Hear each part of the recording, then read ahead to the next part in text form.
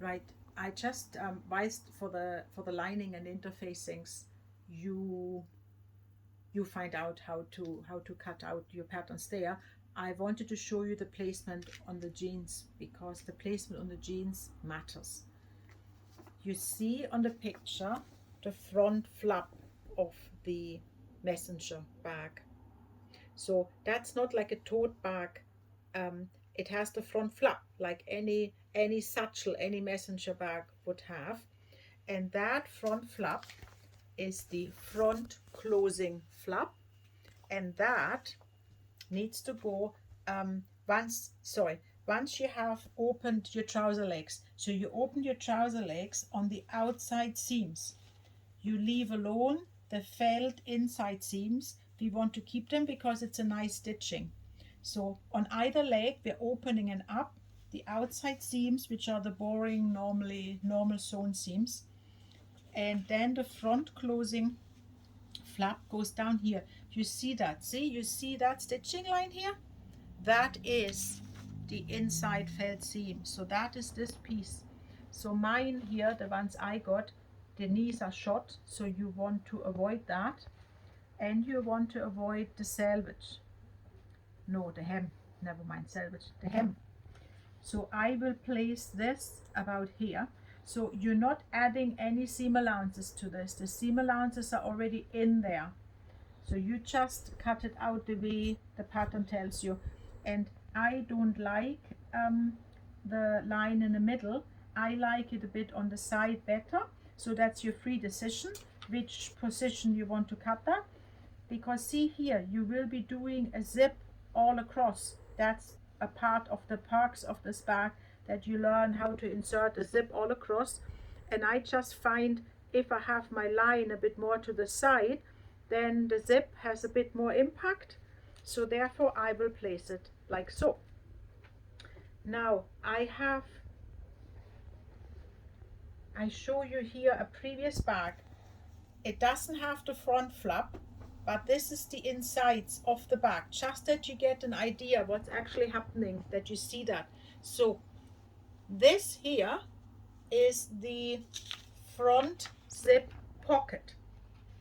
So that is a pocket that goes under, that's under the flap. The flap goes on top of that. And that front zip pocket is using the hem of the jeans. So therefore, when you are cutting this piece, you put it on the other trouser leg at the very bottom, and you include this felt seam, the inside seam, which I had put here on the previous bag I made, and you place it so that the edge, the upper edge of this pattern piece is the hem. Okay, so that's that. And it says cut 1 in denim. Fine.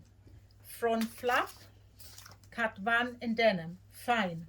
Now we need to do the front and back panel. What that means is that's the actual bucket, you know, the actual main body of the bag. That is your front panel, which will sit behind the front pocket, and this is your back panel. And as you see in the back panel, we have used the nice pocket. That's why I said to you, you need to choose your jeans depending on how nice the pocket it is. So you see also my mistake in my last bag. I included the stitching because I liked it, but I put it too high up. So when I'm now stitching the flap to my back panel, I will have to stitch through that thick stitching there. That's going to be fun. And that's why I propose to you that you cut it out further down. See, there's a lot of room here. I could have easily pushed this piece further down, and I learned that from it, and I wanted to show you that you don't make the same mistake. So when I'm now placing this piece, so that is that, and obviously by the time minus the seam allowance it's a bit smaller. That I need to place here, that I get the nice pocket. I need to place it here, and I need to make sure that I take that belt loop off and that one as well, and I might even take the belt off here so I get underneath, because see how near that is, that I don't make the same mistake again, because that is, this line here is that line.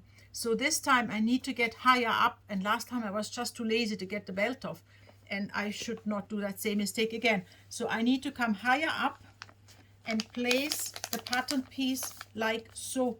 And I would like to include this rivet, so I need to cut it out kind of all over, and that's why I wanted to show you that before I cut the jeans apart, that you see where this piece is coming from. Okay, the second piece, the front one, the one that sits here behind, you don't see much of it at all, because it just functions as the back of this front pocket. It has no much other function other than giving us the height here and holding the pocket in.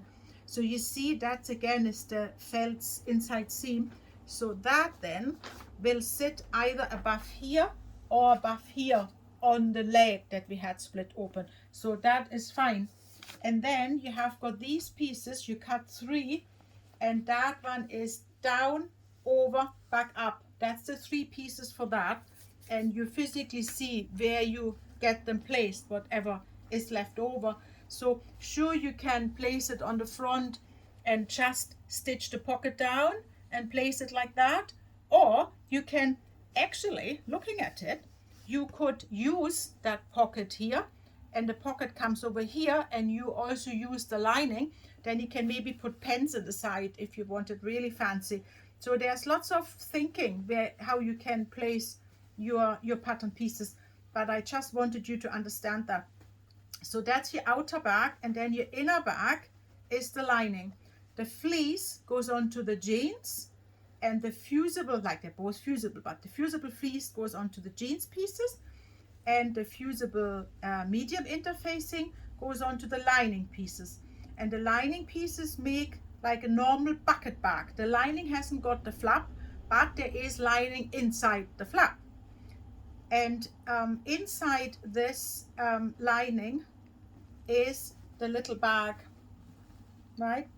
So that's the pattern piece that is just cut off of lining. That gets sewn on onto the back piece of the lining before the other bits are sewn onto it. So that gives you a general idea how this bag is constructed. Thank you.